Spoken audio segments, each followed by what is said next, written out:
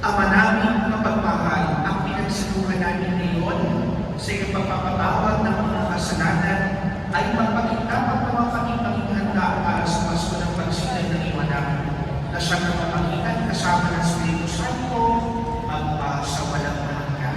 Amen. Mga kapatid, meron lang po parenthesis para sa inyong lahat. Tatlo po kaming magkakaklase.